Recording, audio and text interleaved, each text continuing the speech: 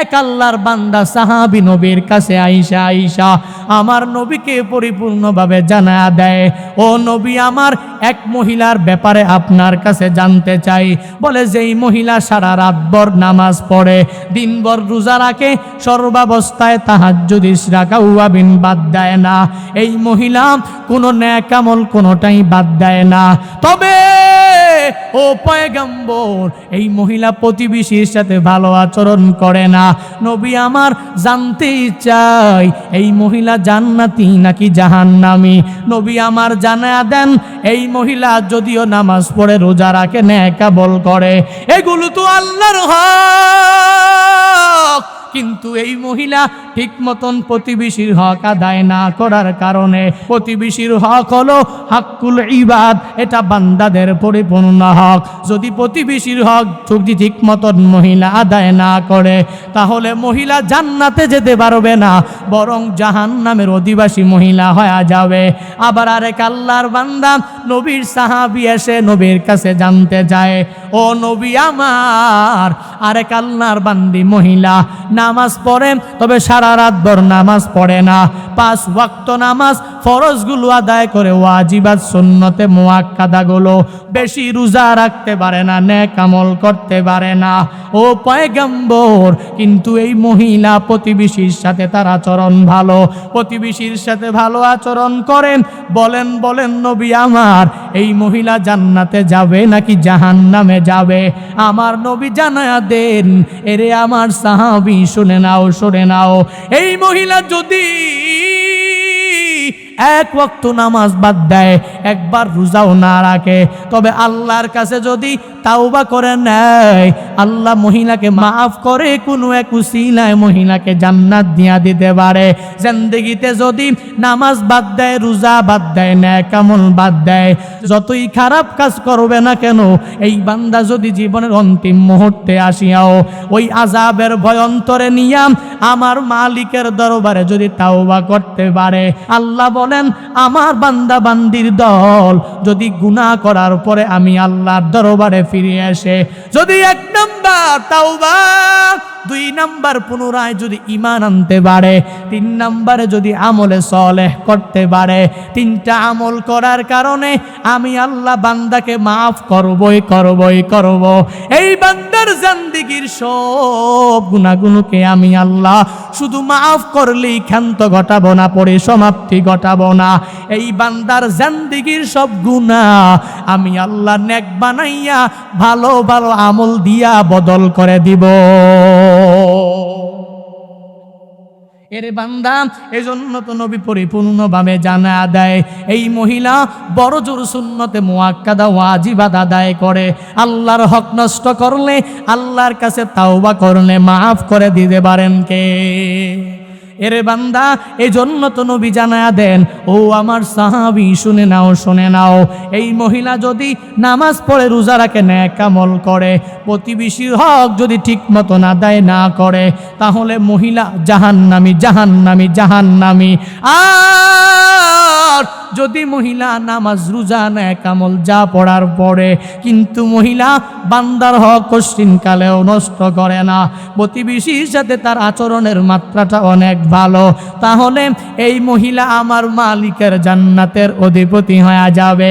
এরে আল্লাহর গোলাম, সৌভাগ্যবানদের জন্য 3টা হলো আলামত। নবী জানায়া দেন, আমার উম্মত কখনোই পরিপূর্ণভাবে সৌভাগ্যবান হবে। 1 নাম্বার, যদি আমার উম্মতের 1 নম্বরে আল মাসকানুল ওয়াসি, বলে একটা সুপরিসর বাড়ি যদি আমার উম্মতের থাকে, যদি আমার উম্মতের একটা প্রশস্ত বাড়ি থাকে, তাহলে পরিপূর্ণভাবে সেই সৌভাগ্যবান।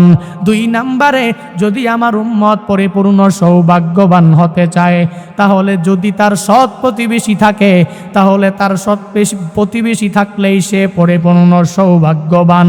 3 নম্বরে নবী বলেন আল মারকাবুল হানি, আমার উম্মত ওই সময় পরিপূর্ণভাবে সৌভাগ্যবান হবে যখন বান্দার কাছে চলার জন্য একটা বাহন থাকবে, চলার জন্য একটা সওয়ারি থাকবে, চলার জন্য একটা পরিপূর্ণ গাড়ি থাকবে, তাহলে উম্মত পরিপূর্ণভাবে সৌভাগ্যবানদের কাতারে অন্তর্ভুক্ত হয়ে যাবে। এর বান্দা আমার নবী সৌভাগ্যবানদের আলামত হিসাবে 1 নম্বরে জানালেন সুপরিসর বাড়ির কথা, বাড়ির কথা, প্রশস্ত বাড়ির কথা। এই ব্যাপারে ইসলাম কি বলে?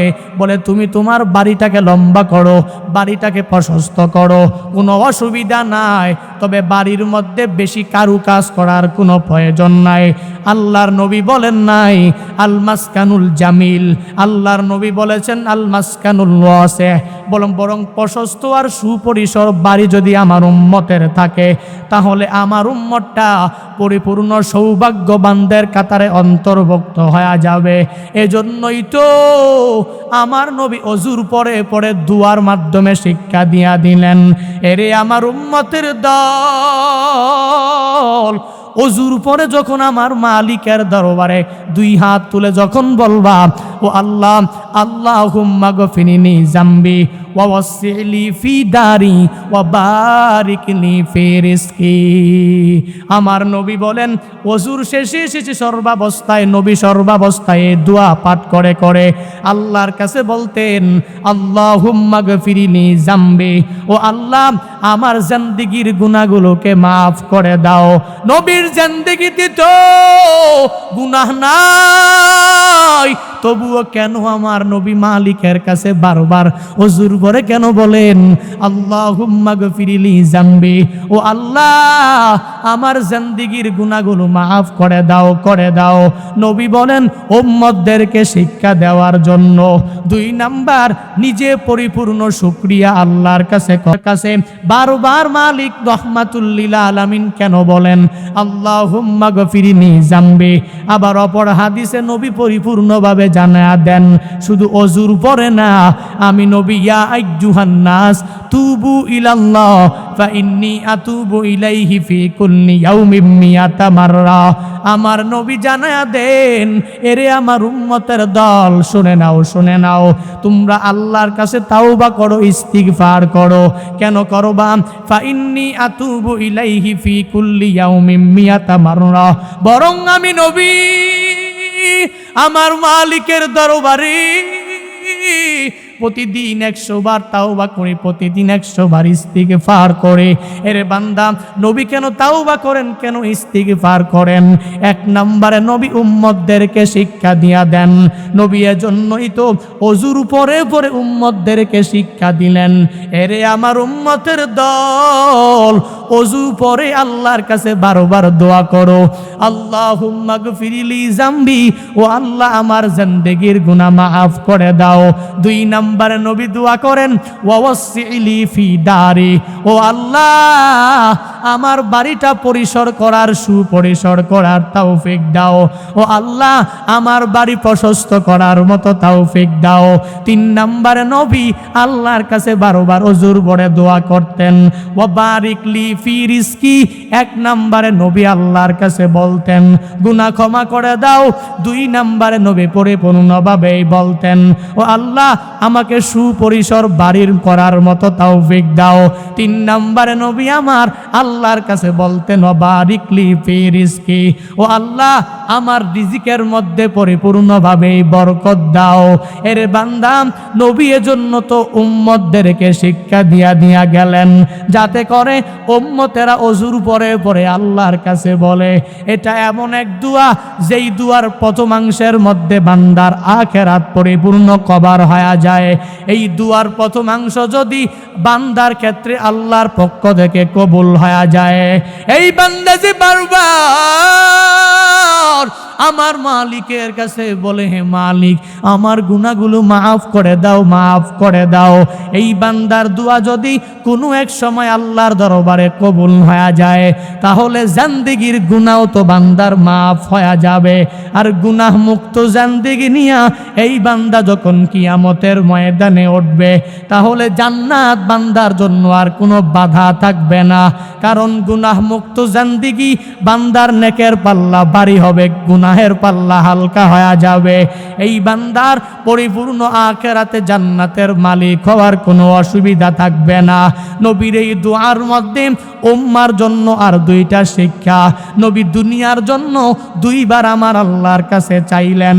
এক নম্বরে নবী আমার আখিরাতের জন্য আল্লাহর কাছে চেয়ে নিলেন।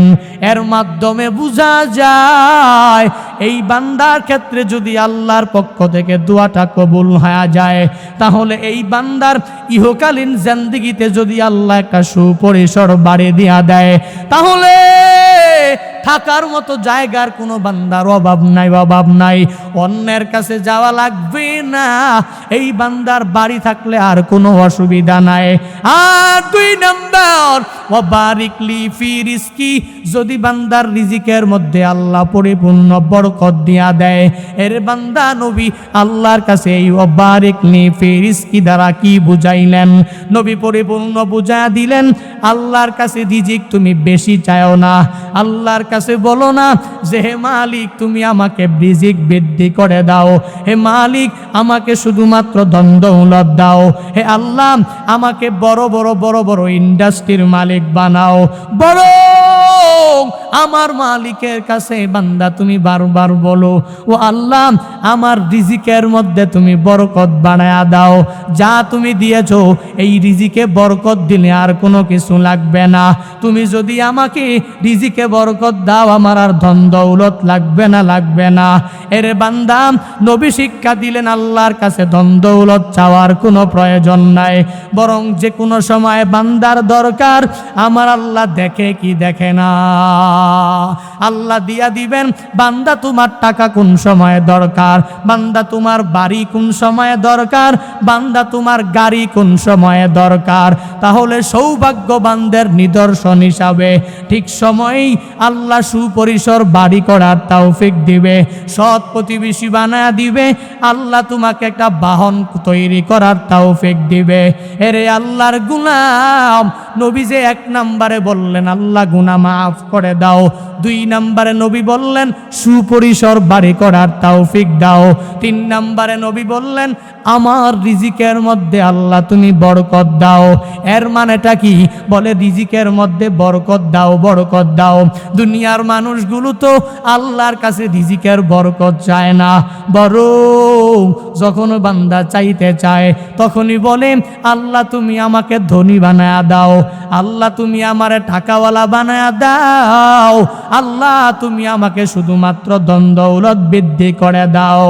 অথচ না, এই বান্দা মনে করেন আমার কাছে আমার এই ধন দৌলত গুণা থাকলে আমাকে সুখ দিতে পারবে, আমার ধন দৌলত আমার টাকা পয়সা আমাকে সমৃদ্ধি করতে পারবে, আমার টাকা পয়সা আমাকে অসুস্থতা থেকে সুস্থতা দিতে পারবে, আমার টাকা পয়সা আমাকে মৃত্যু থেকে বাঁচায়া রাখতে পারবে।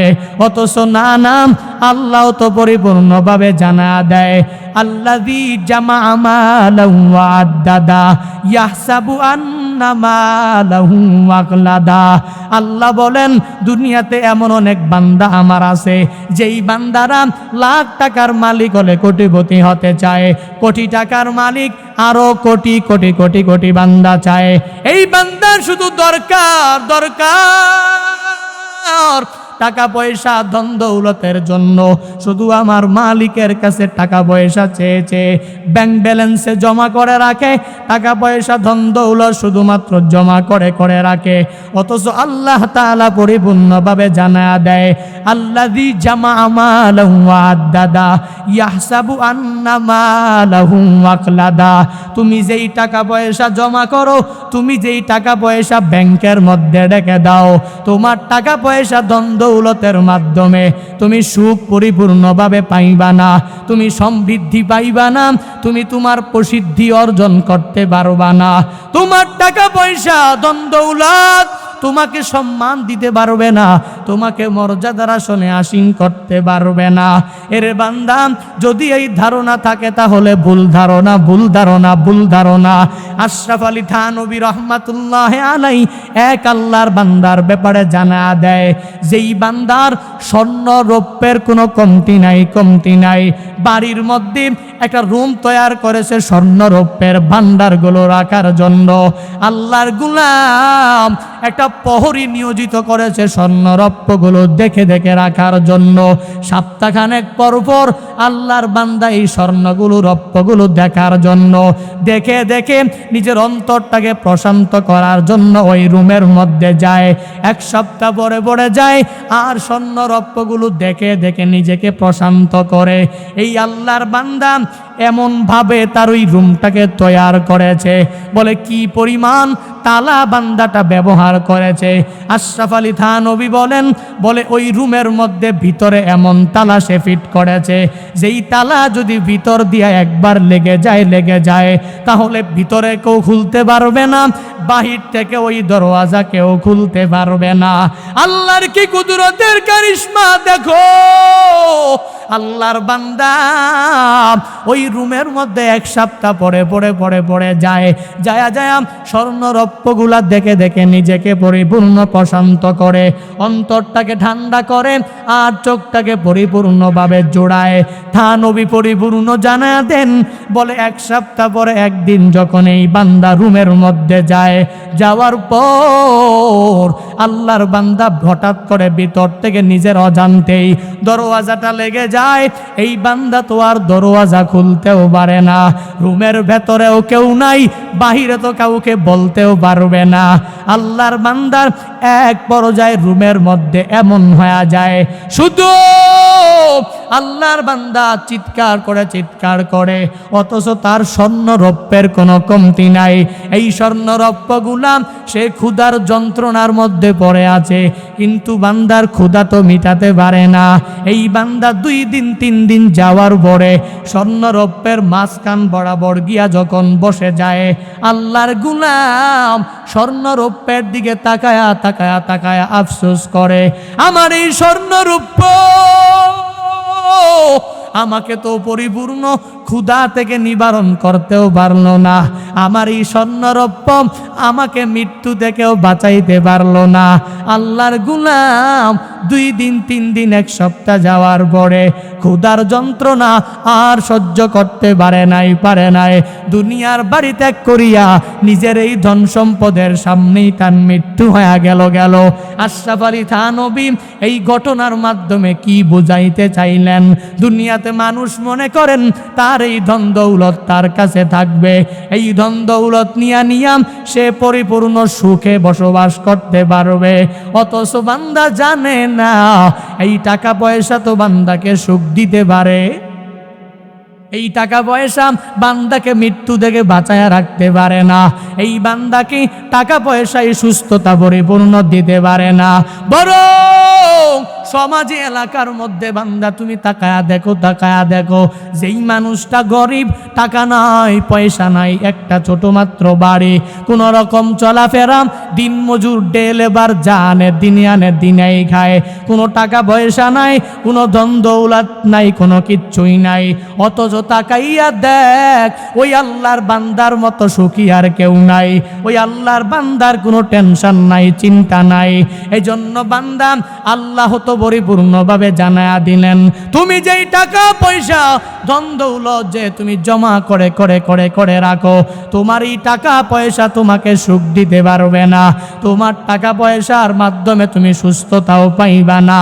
এই জন্য বান্দা এই টাকা পয়সাকে গুরুত্ব দেওয়া যাবে না, যখন আল্লাহ দিবেন এমনিতেই ওয়ামা মিন দাব্বাতিন ফিল আরদ ইল্লা আলাল্লাহি রিজকুহা। এর বান্দা আল্লাহ যে তোমাকে দুনিয়াতে পাঠালেন, আমার মালিক আমার রব আমার মালিক হলো আমার খালিক, আমার সৃষ্টিকর্তা। আমি যদি বিপদে পড়ে যাই, আমার মালিক আমাকে বিপদ থেকে বাঁচায়া দিবে। আমার টাকা পয়সার প্রয়োজন, আল্লাহ আমাকে একটা না একটা ব্যবস্থা করে দেবে। এজন্য বান্দা, ধনী হওয়ার মধ্যেই পরিপূর্ণ বরকত নাই, বরং টাকা পয়সা ধন দৌলত নিয়া যদি হাসরের ময়দানে যাও, দুনিয়াতে ধন সম্পদ কোন জায়গায় ব্যয় করেছো, কোন খাতে তুমি ব্যয় করেছো, আল্লাহর কাছে হিসাব দিতে দিতে তোমার জন্য অনেক দেরি হয়ে যাবে। নবী জানায়া দেন, দুনিয়াতে আমার উম্মতেরা দুইটা দল, একটা দল ধনী আল্লাহওয়ালা আর একটা দল গরিব আল্লাহওয়ালা। গরিব আল্লাহওয়ালা ওই বান্দা নামাজ বাদ দেয় না, রোজা বাদ দেয় না, তাহাজ্জুদও মিস করে না, ইশরাক আর আওয়াবিন কোনোটাই বান্দা বাদ দেয় না। এই বান্দা যদিও সকালের খানা খেলে দুপুরের খানা জোগাড় করতে পারে না, দুপুরের খানা খেলেও এই বান্দা রাতের খানা জোগাড় করতে কষ্ট হয়ে যায়, তবুও আমার মালিকের অকৃতজ্ঞ বান্দা হয় না। দুনিয়াতে আমার এই গরিব উম্মতের দরেরা আল্লাহওয়ালা হয়ে যায়, নামাজের মহাব্বত, নামাজের ভালোবাসা অন্তর থেকে বান্দা ছেড়ে দেয় না। নবী বলেন, আমার উম্মতের দলের মধ্যে এক নাম্বার গরিব আল্লাহওয়ালা, আর একটা দল আছে যেই দলটা 5 ওয়াক্ত নামাজ বাদ দেয় না, কিন্তু আল্লাহর বান্দার ধন সম্পদের কোনো কমতি নাই। এই যে ধনী আল্লাহওয়ালা আর একটা হলো গরিব আল্লাহওয়ালা, নবী বলেন দুনিয়াতে এদের পার্থক্য নাই, তবে ওই আখিরাতের এমন বিশাল ময়দান, ধনী আল্লাহওয়ালা আর গরিব আল্লাহওয়ালার মধ্যে বান্দা কেমন পার্থক্য হবে, আমার নবী পরিপূর্ণভাবে জানা দেয়। আমার গরিব আল্লাহওয়ালা এই উম্মতটা দুনিয়াতে থাকা অবস্থায়, দুনিয়াতে থেকে যদিও ঠিক মতন খানা পায় নাই, জোগাড় করতে পারে নাই, তবুও আমার মালিকের ভয় অন্তর থেকে দূরে সরায়া দেয় নাই। আল্লাহর আযাবের ভয় অন্তরের মধ্যে নিয়ে নামাজ বাদ দেয় নাই, রোজা বাদ দেয় নাই, এই বান্দা নেক আমল বাদ দেয় নাই। কিন্তু আমার রব এই বান্দাকে দুনিয়াতে গরিব বানায়া রাখছে, তবে আখিরাতে আমার আল্লাহ কেমন মূল্যবান বান্দাকে প্রতিদান দিয়া দিবে। নবী জানায়া দেন, আমার গরিব আল্লাহওয়ালা এই উম্মতটা ধনী আল্লাহওয়ালা ওই বান্দার 500 বছর আগে আল্লাহ জান্নাতে চলে যাবে। আতিনা ফি দারে দুনিয়া না হাসান, আতিনা ফি দারে উকবা না হাসান, ইয়া গিয়াসল মুস্তাগীসি নাহদিনা লাফদিকারা বিল উলুমে ওয়াল গিনা।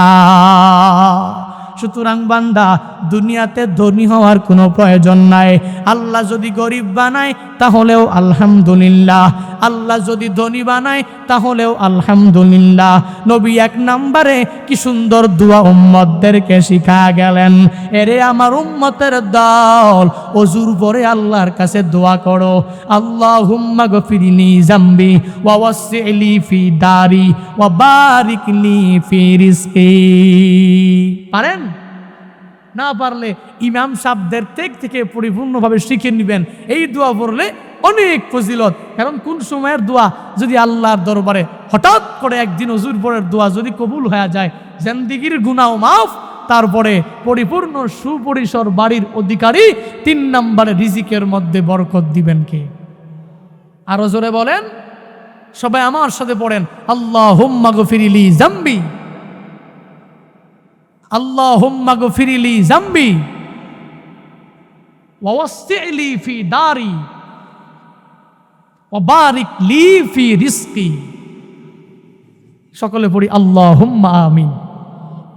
নবী শিক্ষা দিলেন, কি সুন্দর দোয়া, ইসলাম কত সুন্দর। বলে সুপরিসর বাড়ি চাও, রিজিকে বরকত চাও, নিজের জিন্দেগীর গুনাহ মাফ করতে চাও, দুনিয়া আখিরাত উভয় জগতে কল্যাণের জন্য আল্লাহর কাছে দোয়া করো। দোয়া কবুল হয়ে গেলেই দুনিয়া আখিরাত উভয় জগতে কামিয়াব করবেন কে? দুই নম্বরে নবী জানায়া দেয়, এক নম্বর বলে একটা মুমিনে কামেল বান্দা যদি সৌভাগ্যবান হতে চায় তাহলে এক নম্বরে লাগবে এই বান্দার একটা সুপরিসর বাড়ি, আল মাসকানুল ওয়াসি। দুই নম্বরে নবী ভালোভাবে জানায়া দেয়, আমার উম্মত যদি দুনিয়াতে সৌভাগ্যবান হতে চায় তাহলে তার লাগবে একটা আল জারুস সালেহ, সৎ প্রতিবেশী লাগবে, তার প্রতিবেশীগুলো ভালো হওয়া লাগবে। দুনিয়ার মানুষের আশেপাশে যত প্রতিবেশী আছে, প্রতিবেশী যদি ভালো হয় এই বান্দার চলতে অনেক সুবিধা হয়। প্রতিবেশী ভালো হয় এই বান্দার দুঃখে সুখে সর্বাবস্থায় তার পাশেই থাকে। প্রতিবেশী যদি ভালো হয় তাহলে এই বান্দার বিপদে সর্বাবস্থায় এগিয়ে দৌড়ে চলে আসে। এরে আল্লাহর গুলাম, সৎ প্রতিবেশী আমার মালিকের পক্ষ থেকে অনেক বড় রহমত। রাত 12টা 1টা বেজে যায়, আল্লাহর বান্দা হঠাৎ করে তার এমন বড় অসুস্থতা দেখা দিয়া দিল, এই বান্দার মাথা ব্যথা, এই বান্দার পেটের ব্যথা দেখা দিয়া দিল। দুনিয়ার কোনো মানুষ জানবে না, দূরের আত্মীয় স্বজনরা টেলিফোন করার পরে আস্তে আস্তে দেরি হয়ে যাবে। যদি পাশে যদি সৎ প্রতিবেশী বান্দার থাকে তাহলে ওই সৎ প্রতিবেশীরা এসে এই বান্দাকে ডাক্তারের কাছে নিয়ে যাবে। এজন্যই তো নবী বলেন সৎ প্রতিবেশী আমার মালিকের পক্ষ থেকে রহমত। আর সৎ প্রতিবেশী যদি আমার কোনো মুমিনে কামেল উম্মতের থাকে তাহলে সে পরিপূর্ণভাবেই সৌভাগ্যবান। এরে বান্দা, প্রতিবেশী কিরকম রহমত শুনে নাও। বিখ্যাত এক মুহাদ্দিস যার উপনাম হলো আবু হামজা রহমাতুল্লাহ আলাই, মানুষগুলো তাকে ডাকে শুকরি বলিয়া, শুক্কারি বলিয়া। শুকরি বলে ডাকার কারণ কি? বলে শুকরি মানে হলো পরিপূর্ণভাবে মধু আর মিষ্টি। শুকরি মানে মিষ্টি, শুকরি মানেই হলো মধু। আল্লাহর বান্দার উপনাম হলো আবু হামজা। কেউ আবু হামজা নামে ডাকে না, এলাকার সব মানুষগুলো তাকে শুকরি বলে কেন ডাকে? কেন মধু আর পরিপূর্ণ মিষ্টি বলে কেন ডাকে? বলে এই আল্লাহর গোলাম প্রতিবেশীর সাথে যখন ওই কথা বলে মনে হয় যেন কথা দিয়া মধু ঝরতেছে, মনে হয় যেন কথা দিয়া অনেক সুন্দর মিষ্টি ঝরতেছে। এই বান্দার কথা শুনে মানুষগুলো পরিপূর্ণ তৃপ্ত হয়ে যায়, অন্তর প্রশান্ত হয়ে যায়। আল্লাহর বান্দার উপনাম যদিও আবু হামজা, কিন্তু ডাকে বান্দাকে শুকরি বলিয়া। এই আল্লাহর গোলামের হঠাৎ করে কিছু টাকা পয়সার প্রয়োজন পড়ে গেল। আল্লাহর বান্দা টাকা পয়সা পাওয়ার জন্য কোথায় যাবে?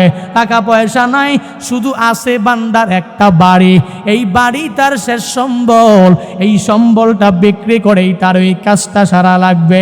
যেই টাকা পয়সা, যেই ধন দৌলত সে পাবে তা দিয়ে অন্য জায়গায় বাড়ি করবে, আর কিছু টাকা দিয়া নিজের বিপদের সময়ের টাকা পয়সা পরিপূর্ণ বিপদে কাজে লাগায়া দিবে। চিন্তা ভাবনা করে নিল আল্লাহর গোলাম, পরিপূর্ণ চিন্তা নিয়া প্ল্যান নিয়া একজন ক্রেতাকে ডেকে তার বাড়িটাকে বিক্রি করে দেওয়ার জন্য যখন ডাক দেয়, ক্রেতা এসে বলে তোমাকে এত উপঢৌকন দিব। বলে অসুবিধা নাই, তুমি আমাকে যা দিবা তা আমি 2টা ভাগ করব। কিছু দিয়া অন্য জায়গায় কম দামে একটা বাড়ি করে নিব, আর কিছু টাকা পয়সা দিয়া, কিছু ধন দৌলত দিয়া নিজের প্রয়োজন মিটায়া ফেলবো। আল্লাহর বান্দাদের সিদ্ধান্ত পরিপূর্ণ ফাইনাল হয়ে যায়। অতিকে প্রতিবেশীরা যখন শুনতে পায় এই শুকরি নামক আল্লাহর বান্দা, যেই বান্দার জবান থেকে সুন্দর সুন্দর কথা বের হয়, যেই বান্দার জবান থেকে মধুর মতো কথাটা বের হয়, ওই আল্লাহর বান্দা নাকি এই এলাকায় বাড়ি ঘর করে আর থাকবে না। প্রতিবেশীরা সবাই মিলে পরিপূর্ণভাবে তার কাছে আসিয়া আয়েশা বলে উপনাম আবু হামজা তোমার, আমরা তোমাকে আবু হামজা বলে ডাকি না। এই এলাকার মধ্যে তোমার মতো সৎ প্রতিবেশী আমাদের কারণে। তুমি যখন ওই কথা বলো তোমার কথা থেকে মধুর মতোই ঝরে। তুমি যখন কথা বলো তোমার কথা শুনে আমাদের অন্তর তৃপ্ত হয়ে যায়। তোমার কথা শুনে আমাদের অন্তর পরিপূর্ণ প্রশান্ত হয়ে যায়। কি দরকার তোমার বলো, আল্লাহর বান্দা বলে আমার কিছু টাকা পয়সা প্রয়োজন পড়েছে, তাহলে কি করবা? বলে সিদ্ধান্ত নিয়ে নিলাম এই বাড়িটাকে বিক্রি করে দিব, অর্ধেক টাকা দিয়া প্রয়োজন মিটাবো, আর এক জায়গায় গিয়া অল্প দামে একটা বাড়ি করে ফেলবো। প্রতিবেশীরা ডাক দিয়া বলে না না না, তোমাকে যাইতে দিব না, তোমার মতো সৎ প্রতিবেশী আমাদের দরকার, যার জবান থেকে কথা শোনার জন্য আমরা সর্বাবস্থায় তার সামনে এসেই থাকি। আমরা তোমাকে পরিপূর্ণভাবে ওয়াদা দিয়া দিলাম, তোমার যেই টাকা পয়সা লাগবে, তোমার যেই প্রয়োজন মিটানোর জন্য ধন দৌলত লাগবে, সব আমি তোমাদের দিয়া দিব, তোমাকে দিয়া দিব, সবাই মিলে ম্যানেজ করে ফেলবো। তবুও আমাদের এই এলাকা ছেড়ে যেও না। কি বোঝা যায়? যেই বান্দার মুখ থেকে সুন্দরভাবে সুন্দর কথা বের হয়, মধুর মতো কথা বের হয়, এই বান্দার জবান থেকে সুন্দর সুন্দর কথা বের হয়, মানুষকে আঘাত দেয় না, জবান দিয়ে আঘাত দেয় না, মানুষকে হাত দিয়া কষ্ট দেয় না, ওই বান্দার জন্যই সৎ প্রতিবেশী তৈয়ার হয়ে যাবে। এই জন্য তো নবীও জানায়া গেলেন, সৎ প্রতিবেশী যদি আমার কোনো উম্মতের থাকে, তাহলে তার মতো সৌভাগ্যবান আর কেউ নাই। অথচ দুনিয়াতে মানুষগুলো জবান দ্বারা কষ্ট দেয়, দুনিয়ার মানুষগুলো প্রতিবেশীকে হাত দ্বারা বাধা দেয়, কষ্ট দেয়, অথচ জানে না এই প্রতিবেশী যদি জানতো যে তার নেক আমলের মাধ্যমে যদি সে জান্নাত পেতে চায়, তাহলে সে প্রতিবেশীর সাথে ভালো আচরণ করা লাগবে। নবীর এক হাদিস, এক আল্লাহর বান্দা সাহাবী নবীর কাছে আইসা আমার নবীকে পরিপূর্ণভাবে জানা দেয়, ও নবী, আমার এক মহিলার ব্যাপারে আপনার কাছে জানতে চাই। বলে কোন মহিলা? বলে যেই মহিলা সারা রাতভর নামাজ পড়ে, দিনভর রোজা রাখে, সর্বাবস্থায় তাহাজ্জুদ ইশরাক আওয়াবিন বাদ দেয় না, এই মহিলা কোনো নেক আমল কোনোটাই বাদ দেয় না। তবে ও পয়গম্বর, এই মহিলা প্রতিবেশীর সাথে ভালো আচরণ করে না।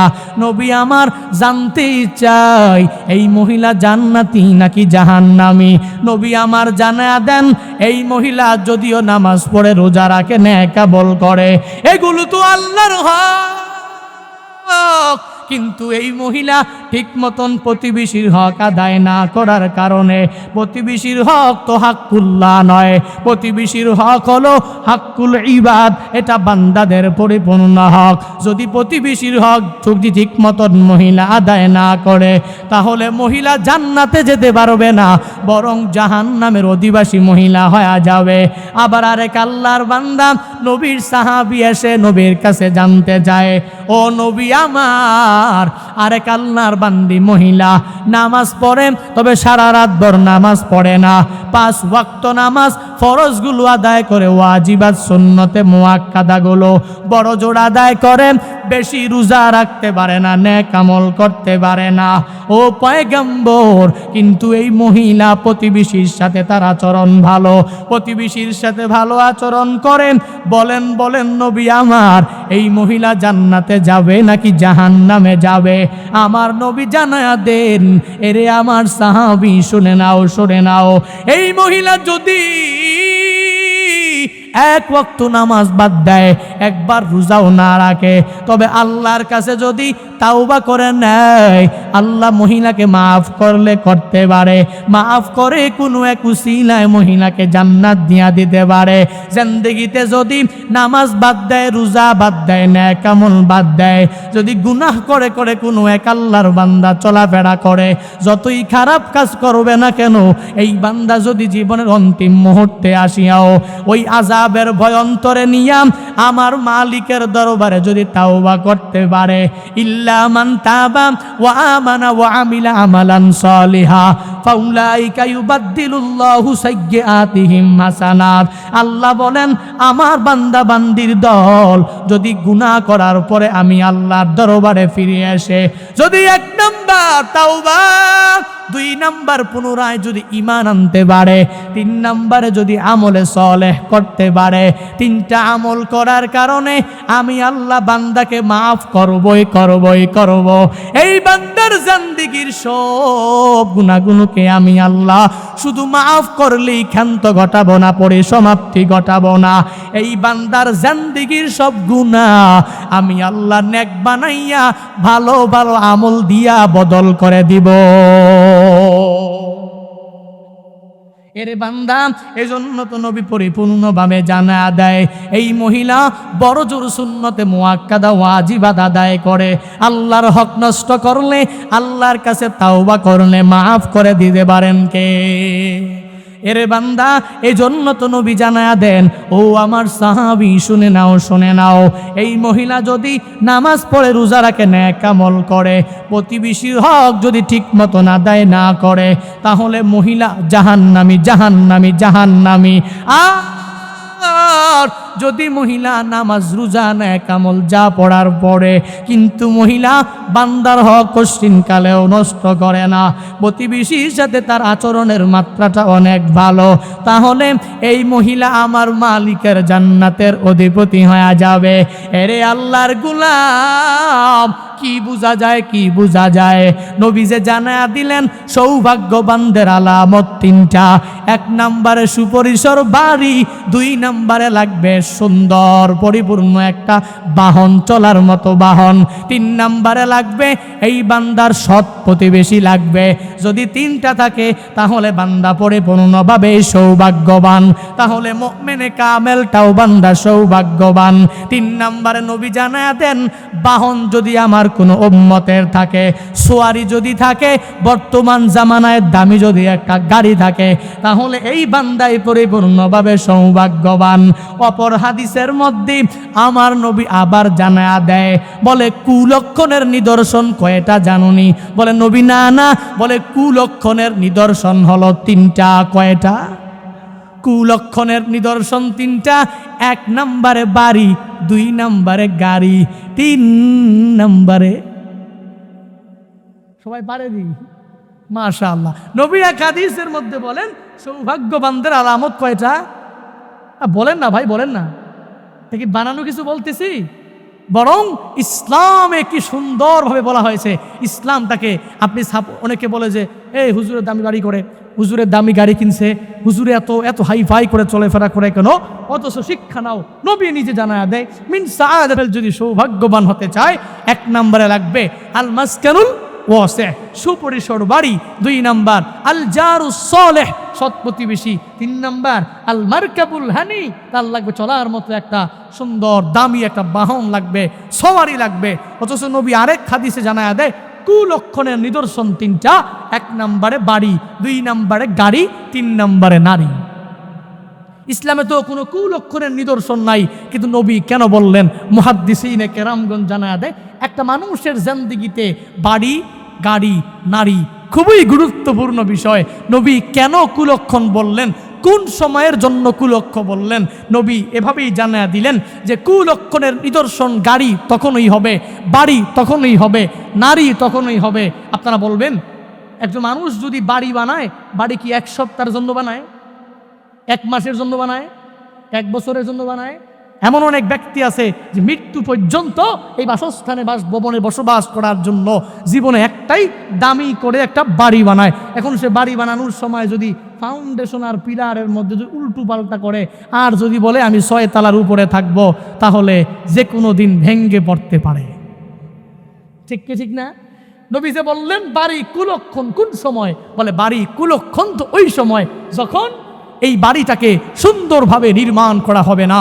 বাড়ি মানুষ সর্বাবস্থায় বানায় না, প্রতিদিন বানায় না, 1 সপ্তাহ পরই বানায় না, বাড়ি সর্বাবস্থায় মানুষ বানায় না। বিধায় নবী বললেন সুলক্ষণ তখনই হবে, সৌভাগ্যবান তখনই হবে যখন সুপরিসর বাড়ি সুন্দরভাবে সে তৈয়ার করবে, সুন্দরভাবে ফাউন্ডেশন দেওয়ার মাধ্যমে বাড়ি তৈরি করবে।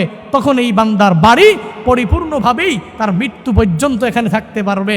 তার জন্য স্থিতিশীল একটা পরিবেশ, থাকার মতো বাসভবন তৈয়ার হয়ে যাবে। তখন ওই সুলক্ষণ হবে যদি এমনভাবে বাড়ি বানায় 1 সপ্তাহ পরে ভেঙে যায়, 1 মাস পরে ভেঙে যায়, 2 মাস পরে ভেঙে যায়। তখন ওই বাড়ি বান্দার জন্য সুলক্ষণ হবে না, সৌভাগ্যের নিদর্শন হবে না, তখন ওই বান্দার জন্য এটা হবে কুলক্ষণ। ঠিক কি ঠিক না? নবী বলেন 2 নম্বরে কুলক্ষণ হলো বান্দার জন্য একটা গাড়ি। 1 নাম্বার বাড়ি, 2 নাম্বার গাড়ি। গাড়ি কি মানুষ 1 সপ্তাহ পর পর একটা কিনে? কথা বলেন না কেন? গাড়ি কি মানুষ 1 মাস পরে পরে একটা কিনে? না না, বড় ইহকালীন জিন্দেগিতে সুন্দরভাবে সৌভাগ্যবানদের কাতারে নিজেকে অন্তর্ভুক্ত করার জন্য মানুষ জীবনে হয়তো 2টা 3টা হাইস্ট গেলে 4টা গাড়ি কিনবে। কিন্তু গাড়ি যে কিনে, যদি সে মনে করে আমি গাড়ি একদম কম দামে কিনবো, কম টাকা দিয়া কিনবো, আর এই গাড়ি দিয়া সৌভাগ্যবানদের কাতারে পরিপূর্ণই হয়ে যাব, না না, এটা ভুল ধারণা হবে। অনেক আল্লাহর বান্দা আছে কম দামি গাড়ি কিনে। কম দামি গাড়ির ব্যাপারে উদাহরণ আর কি দিব, এমনও অনেক দিন গেছে রাত 1টা 2টায় যখন ফেসবুক হঠাৎ করে খুললাম, এক বক্তা ভাই পোস্ট দিছে যে আজকের মাহফিল গেল। ফোন করে জিজ্ঞেস করলাম কারণটা কি, বলে মাস প্রতি আইসা গাড়ি এমনভাবে নষ্ট হয়েছে, এই গাড়ি দিয়ে আর মাহফিল পর্যন্ত পৌঁছতে পারি নাই। আমি কই গাড়ির দাম কত? কয় গাড়ির দাম প্রাইভেট কার, দেখতে সুন্দর 1 লাখ। নবী যে বললেন তোমার গাড়ি তখনই তোমার জন্য সৌভাগ্য দিবে, সৌভাগ্যবানদের নিদর্শন হবে তখনই যখন তুমি একটা দামি সওয়ার ইউজ করবে, যখন তুমি দামি একটা গাড়ি ইউজ করবে, দামি বাহন তুমি ইউজ করবে, তখন এটা দ্বারা তুমি সৌভাগ্যবান হতে পারবে, তোমার জন্য কুলক্ষণ হবে না। কি সুন্দর ইসলাম! 3 নম্বরে নবী জানায়া দেয় তোমাদের জন্য কুলক্ষণ হলো নারী। ঠিক কে ঠিক না? যে বেচারা ঠিক কইছে, বেচারা মনে হয় বাড়িতে খুব বিপদে আছে, নিজের বউ নিয়া আর নিজের মায়া নিয়া বিপদে একটা পড়ছে মনে হয়। যে জোরে ঠিক কইছে আল্লাহ জানে। আমার নিয়ে যান বাড়িতে, সব ঠিক করে আসো। আল্লাহ হেদায়াত দান করেন, আল্লাহ বুঝ দান করেন। নারী কি 1 সপ্তাহ পরে পরে পাল্টানো যায়? 1 মাস পরে পরে, 1 বছর পরে পরে? যাকে ঘুরার বেরাম এরা পাল্টাতে পারে। যারা অভ্যাস খারাপ এরাই তালাক দিতে পারে। একটা তালাক দেয় আরেকটা করে, তালাক দেয় আরেকটা করে। এরকম অভ্যাস আছে না নাই? নিজের খিটখিটে মেজাজ নারীর উপর সর্বাবস্থায় প্রভাব ফেলে, আর তখনই কোথায় কোথায় কাটাকাটি হলে তালাক দিয়া দেয়। অথচ ইসলামের মধ্যে নিকৃষ্ট জায়েজ হচ্ছে 2টা, সর্বনিকৃষ্ট কিন্তু জায়েজ এই 2টা। 1 নম্বরে তালাক, 2 নম্বরে ভিক্ষা। জায়েজ বাট সর্বনিকৃষ্ট, তালাক জায়েজ বাট সবচেয়ে নিকৃষ্ট বিষয়। এজন্য কোথায় কোথায় তুই তালাক, তোর বাপ তালাক, তোর মা তালাক, তোর 14 গোষ্ঠী তালাক। এমন এক ঘটনা ঘটেছে আমার পরিপূর্ণ কানে শোনা। আমার আব্বু আম্মু আমাকে একদিন উদাহরণ দিতে গিয়া বলছেন, খানার মধ্যে সবাই বসা হাসাহাসি করতেছি, এক পর্যায়ে গিয়া বলতেছে মজার মধ্যে যে একজন আমাদের বাড়ির পাশেই, সে তার রাগ হয়ে খুব খিটখিটে মেজাজ, তার স্ত্রীকে তুই তালাক, তোর বাপ তালাক, তোর মা তালাক, 14 গোষ্ঠী তালাক। যখন তালাকের ফতুয়ার জন্য গেছে, ওই আল্লাহর বান্দা বলে না না হুজুর, আমি তো তুই তালাক, তোর বাপ তালাক, তোর মা তালাক এগুলো বলি নাই, আমি বলছি তুই বড় সালাক, তুই বড় সালাক, তুই বড় সালাক। কি বলছে? তুই বড় সালাক, তুই বড় সালাক। দেখছেন ব্যাপারটা? এরকম বিভিন্ন সমাজে বিভিন্ন ঘরে ঘরে তাকায়া দেখেন, মানুষ জেনার কাতারে কিয়ামতের ময়দানে দাঁড়িয়ে যাবে। কখন? যখন ওই যে তালাক দিছে, কিন্তু নিজের সুন্দর স্ত্রীটাকে বিদায় করতে তো পারবে না, ঘরে মন বসবে না। আল্লাহর বান্দা বিভিন্ন ফতুয়ার মাধ্যমে কয় আমার কাছে ফতুয়া নাই, আমি আহলে হক উলামায়ে কেরামের অন্তর্ভুক্ত, আমি মুফতি সাহেব ঠিকই, কিন্তু 500 টাকা 1000 টাকার মাধ্যমে ফতুয়া উল্টানি আমার মধ্যে নাই। ওই যে দরবারে যাও, ওই যে এলাকায় যাও, ওই যে ইমাম সাহেবের কাছে যাও, ওই যে খতিব সাহেবের কাছে যাও, উনি 500 টাকার মাধ্যমে ফতুয়া উল্টাতে পারে। আছে না নাই? এই জন্য না না, আপনি যে 500 টাকা 1000 টাকার মাধ্যমে একজনের সংসার জোড়া লাগাইয়া দিলেন, কিন্তু অবৈধ এই বান্দা যত খারাপ কাজ করেছে, যতবার রফাস করেছে, যতবার সহবাস করেছে, এই সব গুনাহ হয়েছে জেনার গুনাহ, জেনার গুনাহ। আপনি বৈধ ঘোষণা দিয়া দিলেন, সে বৈধভাবেই সহবাস করেছে, কিন্তু আপনার আমল নামায় তো ওই গুনাহের একটা অধিকার, একটা হক, একটা আমল নামায় জড়ো হইতেছে। পরেন নাউজুবিল্লাহ, পরেন নাউজুবিল্লাহ। এদের ফতোয়া দিতে সাবধান, হ্যাঁ, ফতোয়া দিতে সাবধান। আল্লাহ আমাদের হেদায়াত দান করুন, আল্লাহ আমাদের বুঝ দান করুন। নবী বললেন কুলক্ষণ হলো নারী।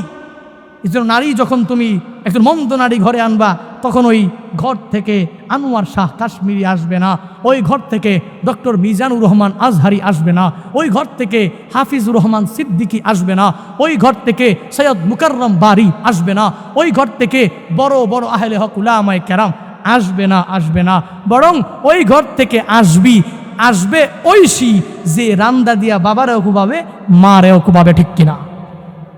এজন্য চিন্তা ভাবনা করে নামাজ পড়নেওয়ালা, রোজা রাখনেওয়ালা, তাহাজ্জুদ পড়নেওয়ালা, ইশরাক পড়নেওয়ালা, আউয়াবিন পড়নেওয়ালা 5 লাখ টাকা দিবে, কয় মায়া কালো না সাদা, না নামাজ না রোজা না রাকামল, কয় কত দিবে? 5 লাখ, অসুবিধা নাই, কবুল। হায় হায় হায়, সমাজের বাস্তব চিত্রগুলো তুলে ধরার চেষ্টা করছি। কষ্ট পাচ্ছেন? দুঃখ পাইতেছে মনটা? না না, যদি কষ্টও হয়, মনে দুঃখ যায়, as a speaker, as a Muslim I have a responsibility. যত কথাই বলেন একজন মুসলিম হিসাবে, একজন বক্তা হিসাবে, ছোট্ট থেকে ছোট্ট বক্তা যতই বলেন, কিন্তু একজন বক্তা হিসাবে আমার দায়িত্ব বোধে এই কথাগুলো পড়ে বলেই আপনাদেরকে বলার চেষ্টা করি। সমাজের বাস্তব চিত্রগুলো ঠিক একই রকমভাবে, ঠিক এমনই। 5 লাখ দিছে, 10 লাখ দিছে, এবার মেয়ে সাদা না কালো, না কোন বংশের, কোন সলিমুল্লাহ টলিমুল্লাহ বংশের খবর নাই, টাকা দাও, কবুল। আল্লাহ আমাদের হেদায়েত দান করুন, আল্লাহ আমাদের বুঝ দান করুন, আল্লাহ আমাদেরকে বুঝার মতো তৌফিক দান করুন।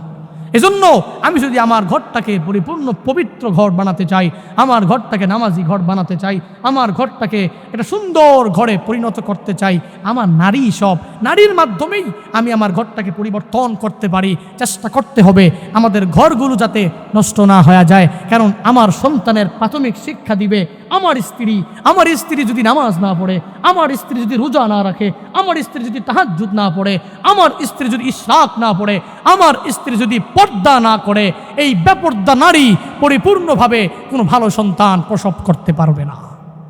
পর্দা করো, পর্দা মানো, পর্দা তোমার শান, পর্দা তোমার সেফটি বিধান, পর্দাই সম্মান, পর্দাই সম্মান, ঠিক কিনা? পর্দা করো, পর্দা মানো, পর্দা তোমার শান, পর্দা তোমার সেফটি বিধান, পর্দাই সম্মান, পর্দাই সম্মান, ঠিক কিনা? যেন মা বোনেরা পর্দা করতে হবে, নিজের ঘরটাকে যদি সাজাতে হয় পর্দা করে করে নিজের স্বামীকে নিয়া, সন্তানগুলোকে নিয়া ঘরটাতে পরিপূর্ণভাবে রহমতের সাকিনা নিজেরাই নাজিল করতে পারবেন। অন্য মানুষের মাধ্যমে দোয়া করানো লাগবে না। সন্তান এমনিতেই হাফেজ হবে, সন্তান এমনিতেই আলেম হবে, সন্তান দুষ্টু হবে না। আল্লাহ আমাদের প্রত্যেককে কথাগুলোর উপরে আমল করার তৌফিক দান করুন। জোরে পড়েন, আরো জোরে পড়েন।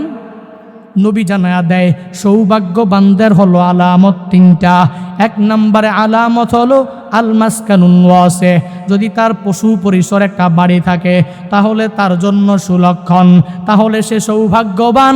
2 নম্বরে নবী জানায়া দেয় যদি তার জারুস সালেহ থাকে, যদি সৎ প্রতিবেশী এই আমার উম্মতের থাকে তাহলে সে পরিপূর্ণভাবেই সৌভাগ্যবান।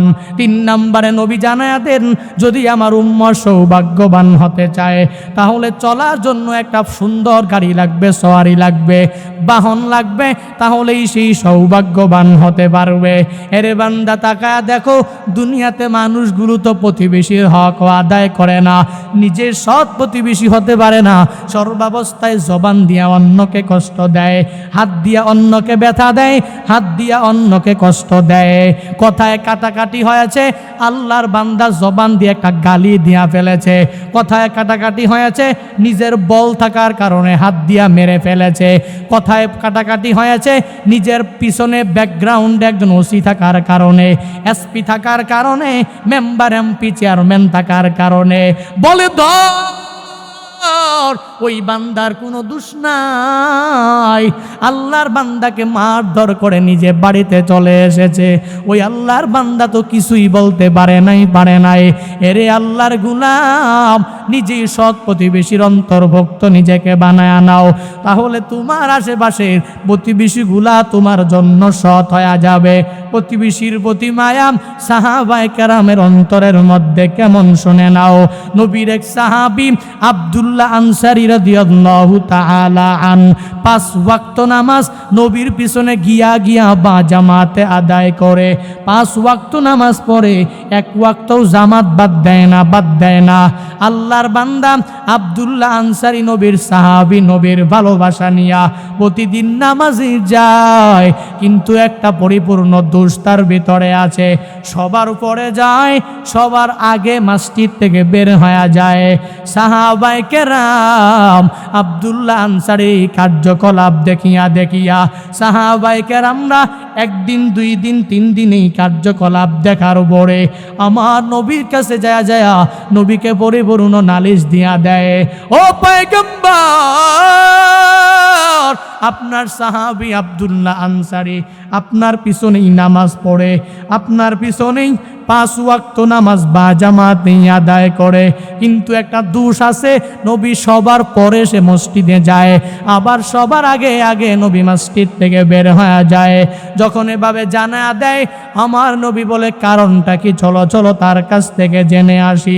নবী আবু বকরকে নিয়া, ওমর উসমান সবাইকে নিয়া আমার নবী যখন আব্দুল্লাহর বাড়িতে যায়, আব্দুল্লাহর বাড়ির সামনে যায় আবু বকর যখন ডাক দেয়, আব্দুল্লাহ আনসারী বাড়িতে আসো কিনা। আব্দুল্লাহ আনসারীর ঘর থেকে কোনো সাউন্ড নাই, কোনো শব্দ নাই। ওমর যখন ডাক দেয়, আব্দুল্লাহ আনসারী বাড়িতে আসো কিনা, সাউন্ড নাই, শব্দ নাই। তারপরে আবার যখন উসমান ডাক দেয়, আব্দুল্লাহ বাড়িতে আসো কিনা, সাউন্ড নাই, কোনো শব্দ নাই। আমার নবী আবু বকরকে জানা দেয়, চলো চলো আবু বকর, অন্য সময় আমরা তার কাছে খবর নেওয়ার জন্য আসব, আজকে বুধয় আমার আব্দুল্লাহ বাসায় নাই, চলো চলো আর একদিন তার খবর নেওয়ার জন্য আমরা আসব, বুধয় ব্যস্ত আছে, না হয় সে বাসার মধ্যে উপস্থিত নাই। আবু বকর বলে, না না, একটু আগেই নবী মসজিদে নববী থেকে বের হয়, সে ঘরের মধ্যে প্রবেশ করেছে, নবী আবার মনে হয় আব্দুল্লাহ বাসার মধ্যেই অবস্থান করতেছে। আমার নবী বলে, না না, চলো চলো আবু বকর, আমরা সবাই চলে যাই, না না, চলো আবার আরেক সময় আবার তার কাছে এসে কেন সে এমন করে, কেন সে সর্বাবস্থায় সবার পরে মসজিদে যায়, আবার সবার আগে কেন মসজিদ থেকে বের হয়ে যায়, তা সুন্দরভাবেই তার কাছ থেকে আমরা সবাই মিলে জেনে নেব। নবী আমার আবু বকর উমর উসমানকে নিয়ে যখন রিটার্ন চলে যায়, আব্দুল্লাহ তার ঘরের দরওয়াজাটা খুলিয়া তাকায়া দেখে আবু বকর এসেছে, ওমর এসেছে, উসমান এসেছে, শুধু না সাহাবায়ে কেরাম শুধু এসেছে ব্যাপারটা এরকম না, বরং তাকায়া দেখে আমার নবী আব্দুল্লাহর বাড়িতে স্বয়ং চলে এসেছে। নবী কেন এসেছেন? আব্দুল্লাহ আমার নবীকে শুধু ডাকে আর ডেকে আমার পয়গম্বরকে বলে, নবী আমার, আমি আব্দুল্লাহ বড়ই গরিব, আমার গরিবের বাড়িতে আপনি চলে এসেছেন। দুনিয়াতে কোনো মানুষ যদি গরিব হয়, এমপি মন্ত্রী বড় বড় উচ্চপদস্থ কর্মকর্তা যদি তার বাড়িতে চলে আসে, সে এমনিতেই তো বড় হয়ে যায়, মনটা বড় হয়ে যায়, আমি গরিবের বাড়িতে এত বড় মানুষটা কেমনে চলে আসলো। আল্লাহর বান্দা আব্দুল্লাহ আনসারী কোনো এমপি তো বাড়িতে যায় নাই, কোনো মন্ত্রী যায় নাই, বরং গিয়েছেন কে? বলে যেই নবীর মতো নবী হয় না, যেই নবীর মতো আমানতদার নবী আর হবে না, যেই নবী হলেন নাবিয়্যুল আম্বিয়া, যেই নবী হলেন সাইয়্যিদুল মুরসালিন, ওই নবী এসেছেন। আমার নবীকে পরিপূর্ণভাবে ডাইকা জানায়া দেয়, ও নবী আমার, আমি আব্দুল্লাহর মতো গরিব সাহাবী কেউ নাই, কেন এসেছেন নবী, আপনি আমাকে জানায়া দেন। এই কথা বলার পরে আমার নবী আব্দুল্লাহকে বারবার যখন জিজ্ঞাসা করে, নবী আমার আব্দুল্লাহকে বলে, আব্দুল্লাহ কেন এসেছি জানো, প্রত্যেক দিন আমার পিছনে বা জামাতে তুমি 5 ওয়াক্ত নামাজ আদায় করো, কিন্তু তোমার কি এমন হয়ে গেল, তুমি সবার পরে মসজিদে যাও, আবার সবার আগে মসজিদ থেকে বের হয়ে যাও। প্রশ্ন জাগে কি জাগে না? কেন কেন কেন তোমার কোনো বিপদ হয় নাকি, কোনো মুসিবত হয় নাকি? এই কথা বলার পর আব্দুল্লাহ আমার নবীর উত্তর যখন দেবে, আব্দুল্লাহর চোখ দিয়ে বেয়ে বেয়ে টপ টপ করে পানিগুলো পড়ে। আর আমার নবীকে বলে, নবী আমার, আমি আব্দুল্লাহ কেন এমন করে জানেননি? আমি আব্দুল্লাহর ঘরের মধ্যে একটাই জামা, এই জামা আমি নিজে আব্দুল্লাহ পরিধান করে, তারপরে আমার স্ত্রীটাও একটা জামাই পরিধান করে, দুইজনে মিলে একটি জামা আমি আব্দুল্লাহ আর আমার স্ত্রী পরিধান করে। ও নবী আমার, যার জন্য আমি সবার আগে মসজিদে যেতে পারি না, মসজিদে আমি দেরি করতে পারি না, এই জন্য নবী আমার দেরি হয়ে যায়।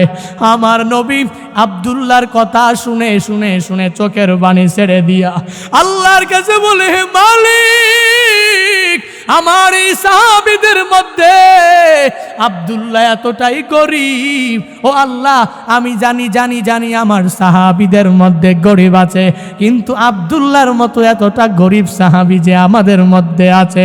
আল্লাহর কাছে বলে, আর নবী চোখের পানি যখন ছেড়ে দেয়, আবু বকর, উমর, উসমান তাকায়া দেখে আমার নবীকে আব্দুল্লাহ কি যেন বলেছে।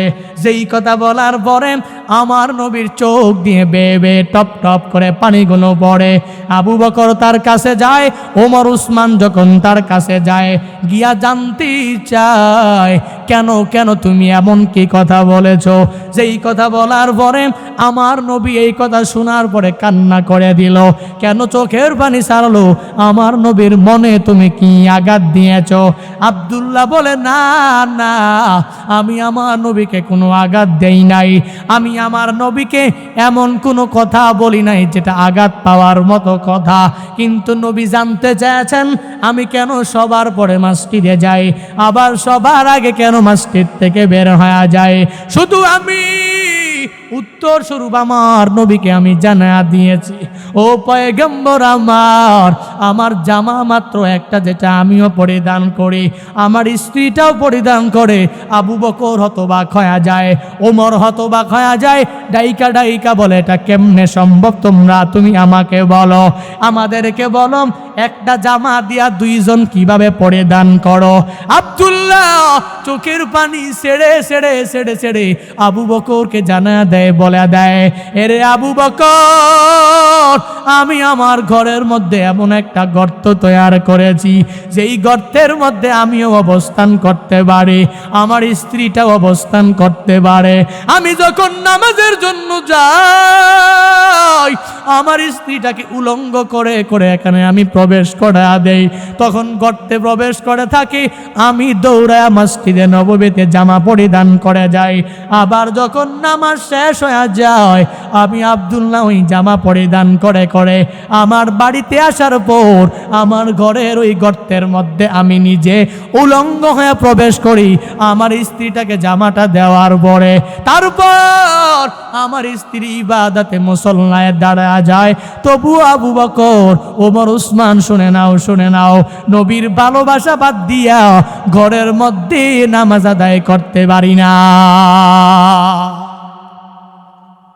এরে আল্লাহর বান্দা, মূল ঘটনা কি? আমার নবী তো একটু পরে তাকায়া দেখে আব্দুল্লাহ আনসারীর বাড়ির পাশে একটা খেজুর গাছ দেখা যায়।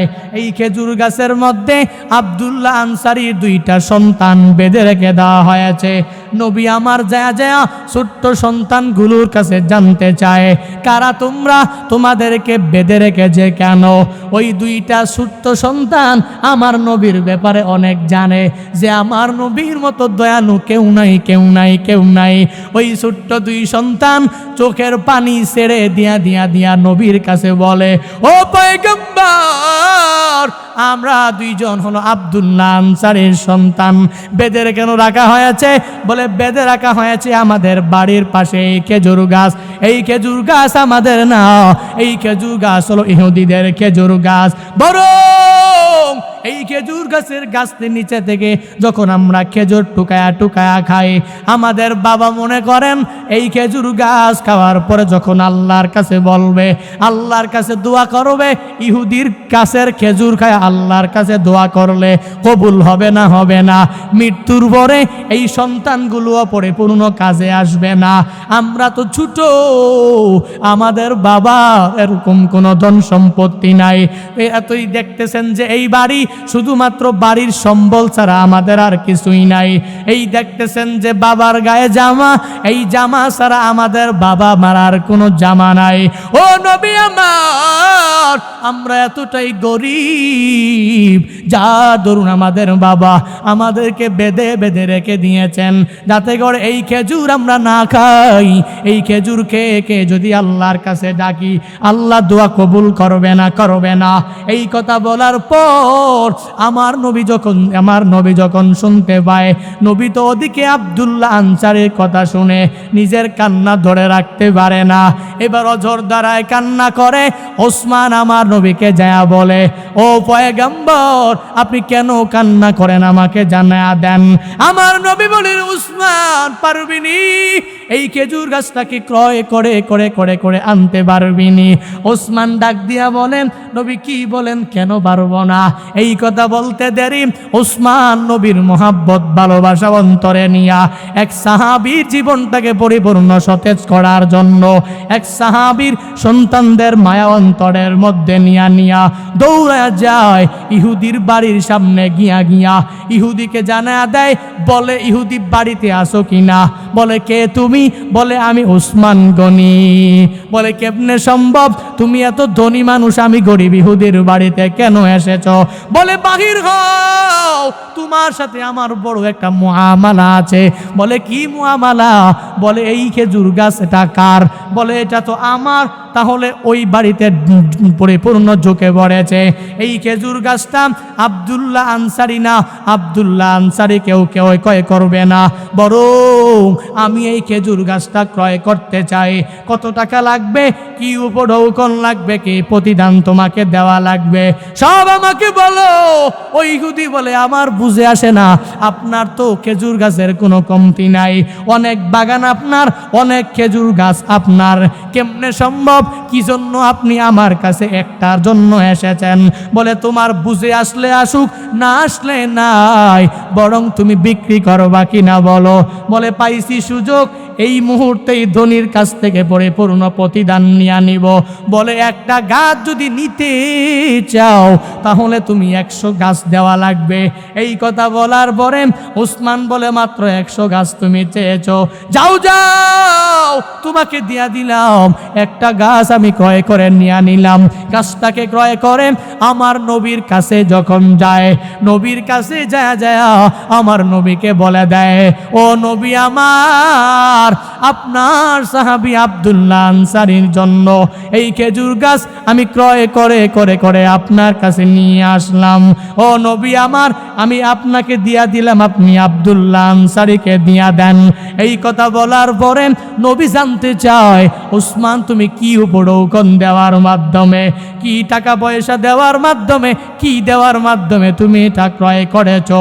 ওসমান আমার নবীকে জানা দেয়, নবী আমার 100 চারা দেওয়ার মাধ্যমে এই চারাটা আমি ক্রয় করেছি, আপনার কাছে নিয়ে এসেছি।